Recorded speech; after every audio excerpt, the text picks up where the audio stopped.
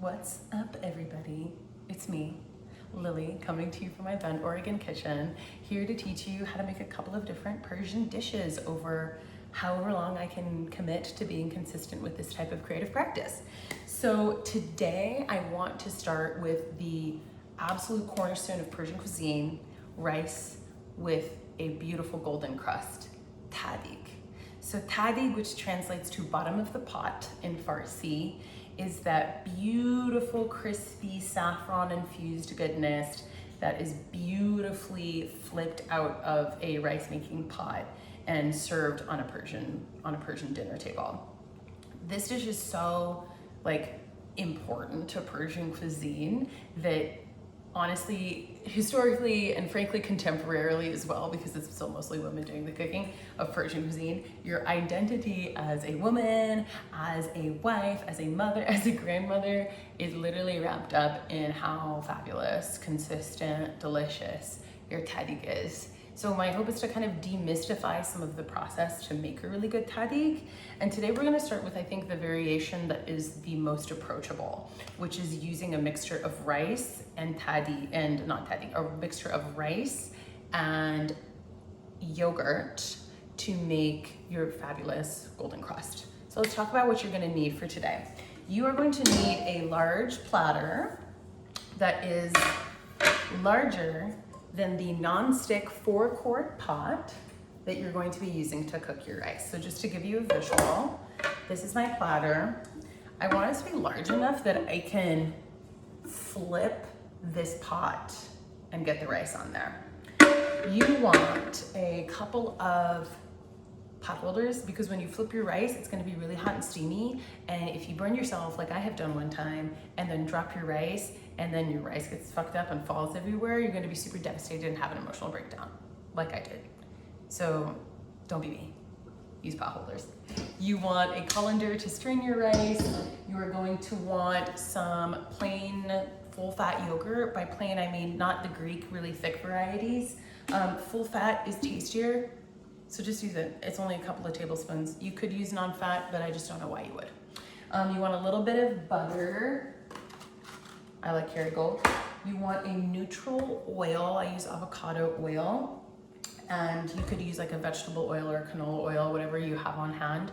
Just avoid an olive oil because that, it has such a specific, sometimes pungent flavor that's just not really what you want out of this dish, especially as we're gonna play with some saffron in the version that I'm gonna make today. It also is gonna be exposed to heat for a really long time, which I don't really love with olive oil. You want some salt to salt your water. You want 2 cups of white basmati rice that I have been soaking for 30 minutes in water.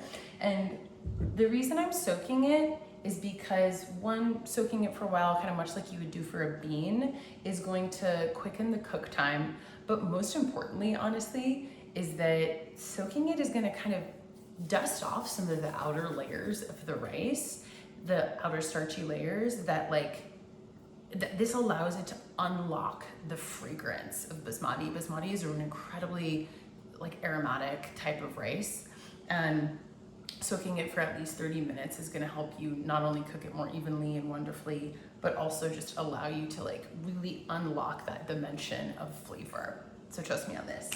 You want a couple of mixing bowls, and for today, optional, but if you have it, some saffron. So here's what we're gonna do. I have been soaking this rice for about 30 to 40 minutes, and I'm gonna put it in a stock pot full of boiling water. Let's go check it out.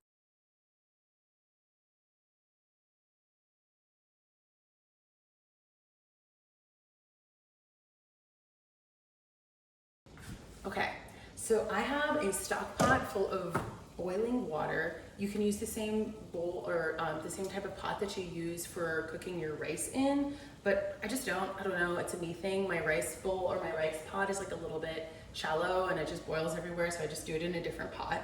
The first thing you're gonna wanna do though before adding the rice is make this unbearably salty. This should be an amount of salt that would make you gag. And that's because you're only gonna be cooking it in this water for 6 to 8 minutes. So this is your main opportunity to get some salty flavor in there. I'm gonna stir this, I'm gonna give it a quick taste. Yep, super salty, like gross salty, but that's good, that's what we want. And we're gonna dump all of our rice in there. Is that like an inelegant word? Was that a smooth transition? I don't know. Okay, so my rice is currently in my boiling water where I'm gonna have it for about 5 to 9 minutes. And we'll talk in a second about what par cooked actually looks like. But just a note in advance of that, making Persian rice and tahdig depends so much on kind of like what the strength of your stove is. So you're going to really become intimate with your stove's power as you make more Persian rices.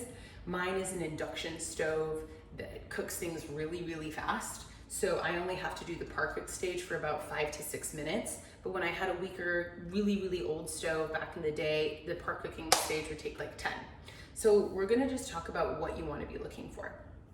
Par cooked for rice is basically like al dente for pasta. You want it to have a little bit of bite. It's pretty edible, but it's not chewy. It's not in like rice terms, it's not yet fluffy.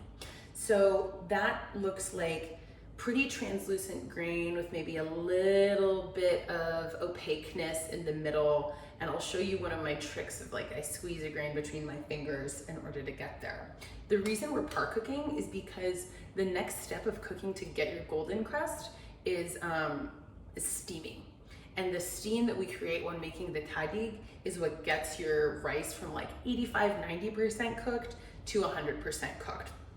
If you were to go in like full fluffy rice now, it wouldn't have as much definition. It would be a little bit more glob-like, if you will. Anyway, leave this for about 5 minutes and then let's check in a second. Let's check. It's been 2 more minutes, so I think a total of 7 minutes for me, 6 to 7 minutes. I'm using a few more grains, and this tastes like pretty much cooked, but has a little bit of bite to it, which is what I want. So I usually take a couple, I dropped that. I usually take a couple of grains, put them between my fingers and kind of like squish them. I should be able to get a little bit of a paste out of that. This is not an official technique. I think it might be my own thing, but whatever. I think it works. So if you're feeling like that your rice feels firm but pretty cooked, a little bit firmer in the middle but kind of cooked on the ends, then you're in good shape. We're gonna strain our rice now.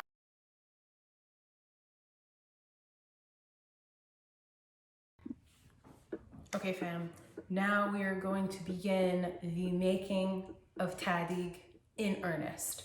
So for the variation we're making today, I want you to grab a little mixing bowl. I want you to grab your saffron water if you're using it. Here's a quick how-to.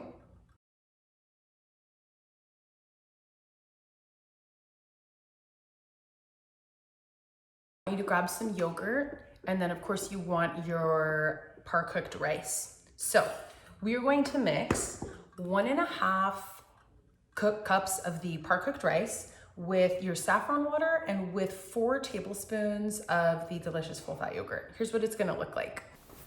All right, so here I'm mixing 1.5 cups of my par-cooked basmati. I'm gonna toss in 3 tablespoons of the full-fat European-style yogurt. It looks like I did 4 there, but just do 3, that should be totally enough. Give it a good mix so that the yogurt and the rice become well incorporated. This is actually in and of itself a really tasty treat, mosta berenj, which is yogurt with rice. Toss in your saffron water if you're using it. Reminder that it's not a necessary step, but it is a very authentic and delicious one. There I'm just sort of scraping out the extra saffron water to get the most out of it. And you're gonna get this really beautiful, well incorporated color. And that is all. Okay, everybody, we are beginning the tahdig making for real, for real. So you want your 4-quart non-stick pot. By the way, this was like $10 at TJ Maxx. It doesn't have to be like a nice pot. You want your yogurt rice mix. You want some butter. You want the rest of your par-cooked rice. You want your neutral oil. We're gonna use 3 tablespoons. And you want to take if you wanna be like hella authentic here, you are going to take the lid to your pot, the one that fits, and then you're gonna wrap it in a dish towel. This helps trap some of the steam, allegedly. I don't know what the true food science behind this is, but mostly it's what all of the ancestors have done before me. It is what my mom does. It is what my grandmother did. It is what my other grandmother did. It is what my auntie does. I'm just kind of superstitious. You don't have to, but maybe you should just do it. Be like the ancestors.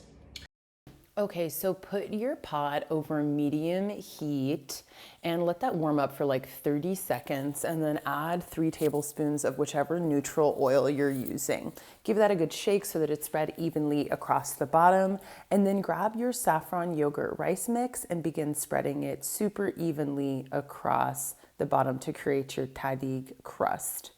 A note on timing, I am going to be doing this step of setting the tahdig for 5 minutes on medium heat before I take it down to low.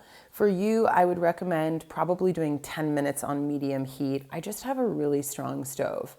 So add the rest of your rice, and you're gonna pile this in a pyramid shape because you want to give the rice grains room to expand. Grab a utensil, poke about 6 holes 90% of the way to the bottom to let steam escape. Add a couple of pads of butter, about 3 tablespoons total. Put your lid on it and then set it for 10 minutes at this temp before taking it down to low.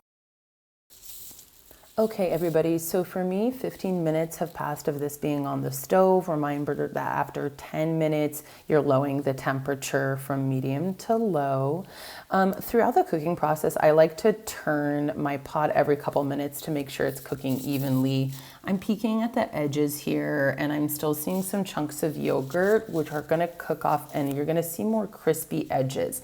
So this is a halfway point. It's definitely not done, but it's looking pretty good. The rice grains have expanded a lot. So let's put our lid back on and check in 10. Okay, everybody, so for me, 25 minutes total have passed to get to a done rice. For you, it's probably gonna be more like 40. I just have this crazy stove. I am gently pushing the rice towards the center and checking for some crispy fried golden edges, which is what I see. It's very clearly crisped up. Now, a trick of mine is to give a light shake to the pot, and if it's moving as one unit, we're done, and it means that it is not sticking to the bottom. Okay, so for me, it was about 20 minutes end to end with the tahdig. Now we're gonna do the faded flip. If this is intimidating you, stay tuned for an easier way to take it out. But if you wanna be, again, authentic and impressive, you're going to put your platter on top of your rice dish. You're gonna have your handy dandy pot holder so you don't burn yourself, and then pray to whatever God's called you. Okay, so we had a successful flip, and this is crispy, crunchy, fabulous. If your tahdig is sticking to the bottom and you can't flip it out, just get it out with a spatula. But we're happy here.